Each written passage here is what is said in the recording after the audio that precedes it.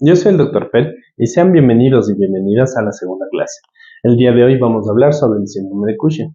Es una enfermedad bastante importante y a veces un poquito complicada de entenderla, pero el día de hoy yo te resumo y te doy las partes más relevantes para que tú no tengas inconvenientes.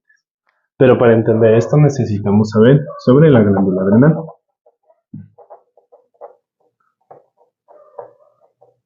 Esta se va a dividir en 4 porciones. La primera porción es la porción glomerular, donde vamos a tener los mineralocorticoides. Un ejemplo puede ser la aldosterona. Esta hormona lo que va a ayudar es a la retención de sodio, de cloro y agua en el cuerpo y la eliminación de potasio por la orina. Tenemos acá la segunda zona, que es la fascicular. Esta va a ser encargada de producir los glucocorticoides. Tenemos la tercera zona, que es la reticular. Esta zona va a estar encargada de los gonadocorticoides. Y la última zona es la zona medular. Esta va a estar encargada de producir las catecolaminas. Estas catecolaminas pueden ser dos, la adrenalina o la noradrenalina. Entonces, como un dato importante, si tenemos un paciente con feocromocitoma, entendemos que el problema está en la parte medular. Pero así como necesitamos saber las partes de la glándula adrenal, también necesitamos saber sobre el eje hipotálamo, hipófisis, glándula adrenal. Entonces, en el hipotálamo nosotros tenemos la CRH, que viene a ser la hormona liberadora de la corticotropina. Esta estimula la hipófisis para liberar la ACTH, que es la hormona adrenocorticotrópica. Esta a su vez estimulará la glándula adrenal para la producción de hormonas. Esta glándula adrenal tiene un feedback negativo hacia la hipófisis y hacia el hipotálamo, dependiendo de la producción y la secreción de hormonas. Entendiendo el eje hipotálamo-hipófisis-glándula adrenal, vamos a tener los siguientes gráficos, que es para enseñarles las causas principales del problema del síndrome de Cushing. Entonces acá tenemos en el primer gráfico normal que la estimulación de la ACTH hacia la glándula adrenal puede tener también un feedback negativo, ¿no es cierto? Para arriba otra vez, para que este cortisol comience a disminuir, ¿ya? A los rangos normales. Entonces, tenemos que del 15% de pacientes pueden tener un problema de un adenoma o un carcinoma adrenal, haciendo que esta glándula adrenal comience a secretar cortisol y aunque haya un feedback negativo para la ACTH, como es independiente ese tumor, vamos a tener y llegar a un problema de síndrome de Cushing. Si se dan cuenta, el porcentaje es bastante bajo. Entonces, no es posible nosotros diagnosticar por ecografía que tenga un paciente síndrome de Cushing o no, por el tamaño de la glándula adrenal. Pero, en cambio acá, tenemos que el 80 al 85% de pacientes con síndrome de Cushing pueden tener un problema hipofisiario. Puede ser un adenoma, en donde este adenoma va a generar tanta STH que las glándulas adrenales van a estar subiendo el cortisol. Y aunque haya un feedback negativo, pues este tumor va a seguir secretando la ACTH. Incluso si el hipotálamo dejara de producir CRH, la ACTH va a continuar, ¿ya? La tercera causa es el iatrogénico, que todos conocemos. Una administración prolongada y a muy altas dosis de corticoides puede generar síndrome de Cushing porque la administración es externa. Tenemos también otra causa ectópica, que vendría a ser una más rara, en donde un tumor fuera del eje, que puede ser por ejemplo un tumor pulmonar, productor de ACTH, puede intervenir en este eje generando una cascada de cortisol bastante grande, que nos va a generar, obviamente, el síndrome de Cushing. Entonces ya con esto creo que está más claro de cómo se da, cómo se produce, y pues ahora ya vamos a aprender cómo se hace el diagnóstico con el paciente. En el abordaje del paciente nosotros vamos a tener que generalmente son pacientes gerontes, más o menos entre 10 a 12 años de edad. Son pacientes en donde en los machos podemos tener una estadística de más o menos del 30 al 40% y en hembras podemos tener una estadística del 60 al 65% de casos. Entre los signos clínicos más importantes que tenemos son la polidipsia, poliuria, polifagia, un paciente con debilidad muscular y organomegalia. Entonces, por la debilidad muscular y el hígado que comienza a crecer bastante, vamos a tener un paciente con abdomen pendulante. Otro de los músculos importantes que pueden debilitarse es el diafragma. Y como tenemos una organomegalia, va a hacer presión hacia el tórax y este va a generarnos un paciente que siempre pasa jadeando. Otro de los signos clínicos es la alopecia. Esta alopecia se da en zonas de mayor roce, como lo de la cola. Entonces, por eso la conocemos como la cola de ratón. Incluso pacientes que siempre usan collar pueden tener alopecia en la zona del cuello. Es muy importante no confundirla con el hipotiroidismo, sobre todo a veces se puede confundir por el tema de la alopecia. Pero adicional, tenemos que a mayor cantidad de cortisol hay una disminución de TSH. Esta disminución de TSH va a disminuir la T4 y esta disminución también va a generar inconvenientes en la transformación de T4 a T3. Entonces, por eso es una enfermedad bastante difícil a veces de comprender por todas las trampas que nos pone en el abordaje del paciente. En la parte de los exámenes de laboratorio y de imágenes también vamos a tener ciertas particularidades. En la hematología nosotros vamos a ver la línea blanca y la línea roja. En la línea roja no suele haber problemas, pero en la línea blanca sí.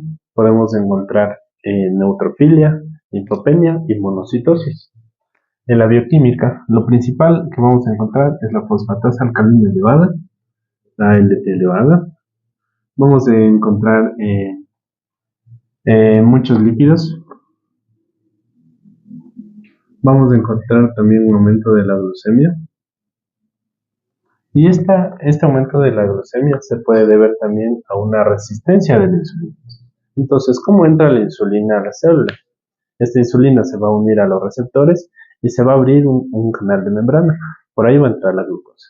Entonces, con todo este inconveniente, lo que va a pasar es que la insulina se va a adherir al receptor, pero se va a bloquear la abertura de membrana. Entonces vamos a tener nosotros una resistencia a la insulina. En el urianálisis vamos a tener pacientes con densidad urinaria disminuida. Este puede ser menor a 1.020. Vamos a encontrar proteinuria, glucosuria. En las radiografías lo que podemos evidenciar es la calcinosis cutis, o también puede haber mineralización en los bronquios. ¿Ya? En la ecografía nosotros vamos a poder evidenciar el tamaño de la glándula adrenal. Entonces, si es que tengo las dos aumentadas de tamaño, lo más probable es que sea un tema hipofisiario. Si es que tengo solo una aumentada de tamaño, el problema va a ser más adrenal. Pero de igual forma, tanto la radiografía como la ecografía no son las pruebas para nosotros diagnosticar el Cushing. Entonces, esto se hace para nosotros ver qué otros signos clínicos tiene el paciente. Entre las pruebas que les voy a comentar para el diagnóstico de síndrome de Cushing tenemos la prueba del cortisol sérico, relación creatinina-cortisol en orina, estimulación de ACTH y la sensibilidad de la dexametasona a dosis bajas. Entonces, en la primera del control sérico no es una prueba que sea diagnóstica, no es solo de escrutinio y también hay dos cosas que nos pueden fallar en la prueba. Primero, que el cortisol se libera de forma pulsátil. Entonces, si es que nosotros tomamos la muestra justo cuando hay una liberación, nos va a dar un cortisol elevado. Entonces, nos va a dar un error en la prueba. Y también el estrés del paciente al momento de la toma de la muestra también va a ser un factor decisivo en esta. Adicional, estrés también produce enfermedades crónicas no controladas. Tomando en cuenta que son pacientes geriátricos, pues a veces sí tienen muchas enfermedades crónicas no controladas. La relación creatinina-cortisol en orina es una prueba que se puede hacer con mediciones hasta dentro de 8 horas con el paciente. Es una prueba que necesita por lo menos 2 mediciones. Es de escrutinio, tampoco es diagnóstica. Y es muy cara realizarla. En el caso de que nos salga positivo en la prueba de creatinina-cortisol, eh, sabemos que el paciente está enfermo, pero si sale negativo, queda igual en duda. Tenemos la prueba de la estimulación de la ACTH con una sensibilidad del 80% y una especificidad del casi el 60%. Entonces, tenemos que esta estimulación diagnostica un 80% de pacientes, pero casi el 60% de los que están sanos no me los especifica bien. Y en cuanto a la última prueba, la sensibilidad de la dexametasona a dosis bajas, tiene muy buena sensibilidad, casi del 85 al 100%. Esta es la prueba que más vamos a usar para el diagnóstico del síndrome de Cushing, y esa les voy a comentar a continuación cómo se hace. Ahora les voy a explicar sobre la prueba de la sensibilidad a dosis bajas de dexametasona. Esta prueba es bastante confiable, nos va a ayudar bastante también a localizar el Cushing. Vamos a necesitar una dosis de 0.01 miligramos por kilo para el paciente. Entonces, ¿qué tenemos que hacer primero? Súper de mañana, tratando de evitar el estrés lo más posible, vamos a tomar una muestra de sangre.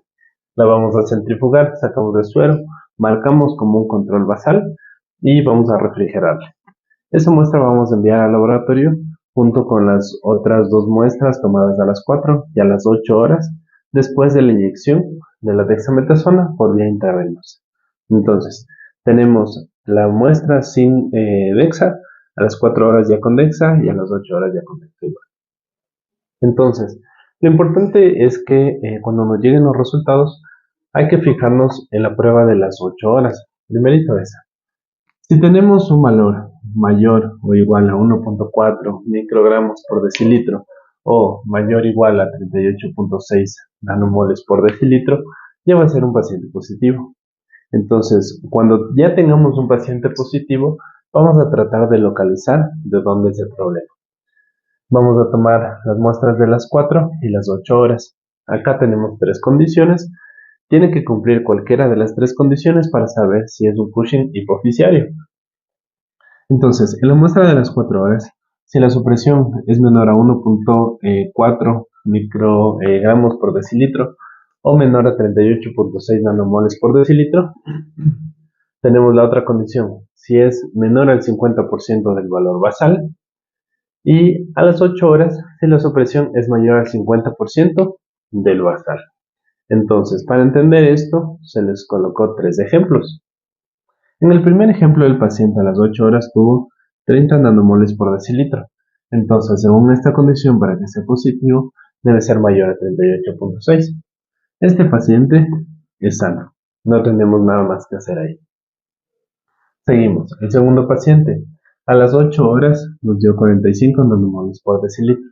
Entonces, este es un paciente que ya está enfermo por la primera condición para ver si es positivo o negativo. Tomamos la muestra basal, que es 200 nanomoles por decilitro. Para hacer las condiciones, vamos a tener que dividir este 200 para 2, que nos da 100, ¿cierto? A las 4 horas nos dio un resultado de 70 nanomoles por decilitro. Entonces, cumple la condición, que debe ser menor al 50% del basal. Entonces, tenemos 70, acá tenemos 100, este sí cumple.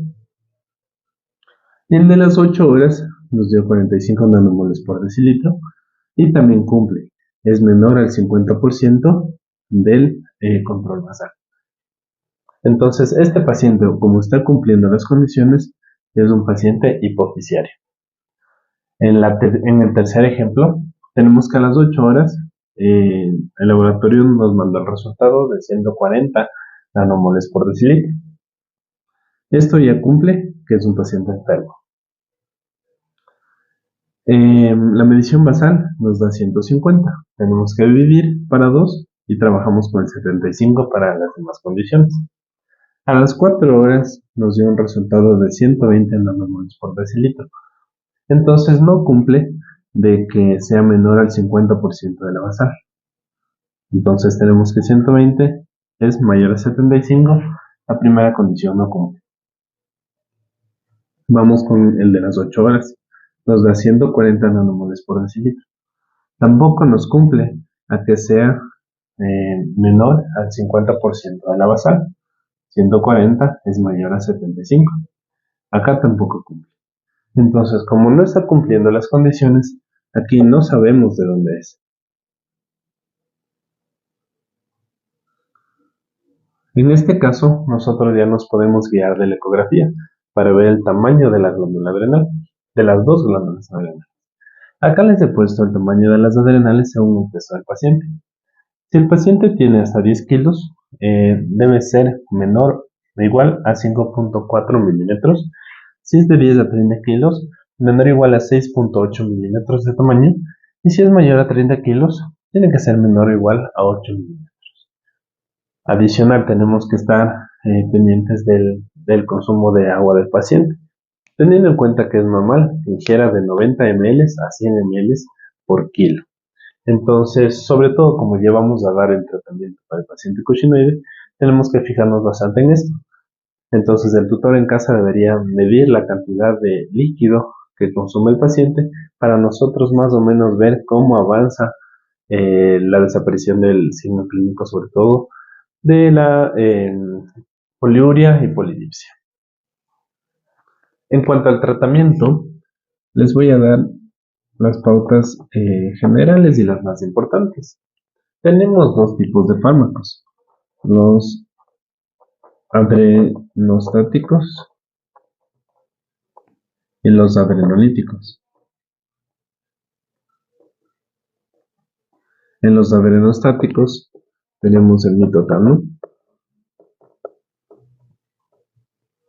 el ketoconazol y el trilostano.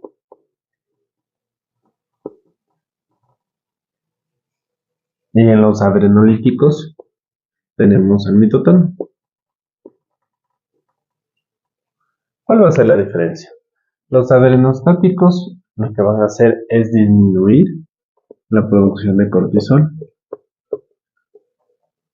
mientras que los adrenolíticos van a destruir el tejido adrenal. Entonces, voy a darles unas pautas de cada medicamento. El mitotano era el que se usaba antes para el control del Cushing. Este es un medicamento que tiene alta eficiencia cuando son los problemas hipofisarios, pero cuando son los problemas adrenales, sí había cierta resistencia de tratamiento. Lo malo de este mitotano es que destruye el tejido adrenal y esto no se puede revertir. Entonces hay pacientes que pueden llegar inclusive al Addison. Adicional, tiene muchos efectos secundarios gastrointestinales como son el vómito, la diarrea, la gastritis, el malestar del paciente. Entonces por eso ya se dejó de usar. Hablamos también del ketoconazol. El ketoconazol es un medicamento que de cierta forma podría ayudarnos con el tema del Cushing porque también interviene en el metabolismo del colesterol al transformarse en hormona. ¿Ya? Entonces eso, las contraindicaciones sobre todo, o mejor dicho, los efectos adversos, son porque este ketoconazol produce demasiado vómito. ¿Ya? No genera insuficiencia hepática, pero sí genera un aumento de las enzimas. Entonces también tenemos un problema por ahí. Además de que no es tan específico para el tratamiento, entonces tampoco se usa. El único que está aprobado por la FDA es el trilostano. El trilostano es un medicamento adrenostático que nos va a ayudar a disminuir el cortisol. Funciona muy bien en Cushing hipofisiario y adrenal y también puede generar no una destrucción, sino una disminución de la función del tejido adrenal, siendo este reversible. Entonces es un medicamento que nos va a ayudar mucho en el tratamiento junto con el paciente. Adicional, dependiendo del país donde nos encontremos, suelen haber muchas presentaciones con la cual nosotros podemos trabajar para los diversas dosis y diversos tamaños de los pacientes. Entonces podemos dar unas dosis mucho más exactas. Entonces, si nos enfocamos ya en el trilostano, este se puede dar de una dosis de 0,5 miligramos por kilogramo vía oral 2 veces al día. Estos 0,5 puede ser hasta igual, hasta 1 miligramo. Entonces, ¿cuál va a ser la diferencia? Cuando tengamos pacientes menores a 15 kilogramos, vamos a comenzar con una dosis de 0,5 miligramos. Y cuando tengamos pacientes mayores a 15 kilogramos, vamos a dar una dosis de 1 miligramo por kilogramo. El trilostano sí puede producir también un poco de vómito, un poco de malestar del paciente, sobre todo en la primera semana de tratamiento. Si es que es el vómito tal vez manejable en casa con medicación adicional, se lo puede manejar. Caso contrario, si es que es muy exagerado, vamos a suspender el tratamiento por unos 3-5 días y después comenzamos otra vez. Es muy importante que este trilostano se haga un seguimiento del paciente. ¿Y cómo se hace el seguimiento? Primero necesitamos instruirle súper bien al tutor. Si bien ustedes entienden que el síndrome de Cushing es algo ya difícil de entender y aún peor explicar, entonces al cliente tenemos que tratar de enseñarle súper bien para que nos entienda y nos ayude con el tratamiento en casa. Primero eso. El otro, el seguimiento, aparte del cliente, es lo que les decía hace rato del control del agua, control de los signos clínicos y control de exámenes. Entonces, los signos clínicos igual, por ejemplo, la alopecia, no es que va a desaparecer dentro de un mes, sí se puede tardar 9 meses hasta un año en tener ya nuestro paciente otra vez con velito, sin el abdomen penduloso, sin los otros signos clínicos adicionales. Pero lo que más rápido va a desaparecer es la cantidad de agua exagerada que consume el paciente. Adicional de los exámenes, vamos a realizar los mismos exámenes que habíamos hablado anteriormente. Seguimiento de hemograma, química sanguínea, urianálisis, ecografías y radiografías. Para nosotros hacer el seguimiento del tratamiento de Cushing con el trilostano tenemos la prueba del pretrilostano y post-trilostano. Entonces, nosotros en la prueba, digamos que el paciente toma a las 8 de la mañana el trilostano. Tiene que ya estar a esa hora en la veterinaria para tomarle una muestra sin el trilostano e inmediatamente darle el trilostano y 3 horas después tomar otra muestra. Entonces vamos a tener lo siguiente.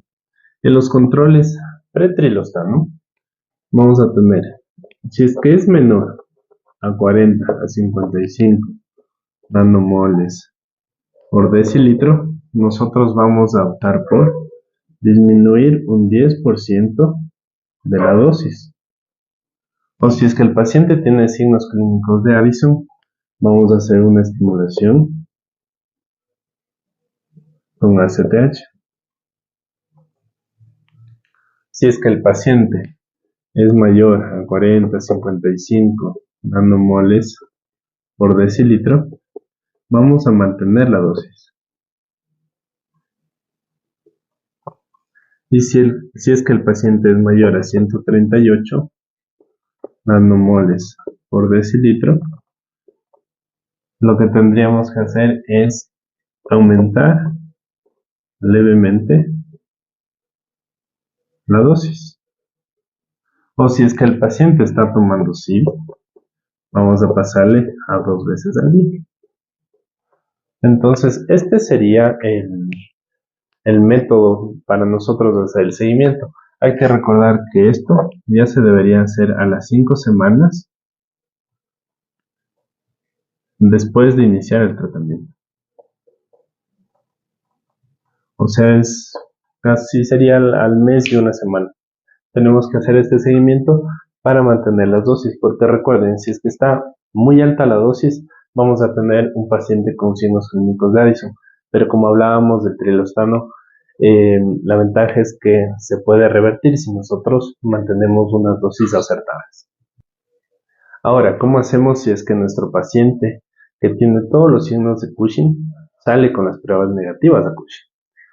Hay que considerar también que se puede tratar de un Cushing atípico o una alopecia X. No se sabe por qué puede ocurrir esto, pero sucede. Hay que considerar también que en la transformación a hormonas de esteroides, desde el colesterol, podemos obtener androstenediona, aldosterona y cortisol. Y puede haber un problema en la formación de esteroides. Entonces, si es que hay un problema, nos pueden estar aumentando las hormonas del tipo sexual. Entonces, si es que tenemos este inconveniente, lo que nos tocaría hacer adicional sería una estimulación de ACTH y medir el pre y el post, prueba de cortisol, estradiol, androstenediona, testosterona,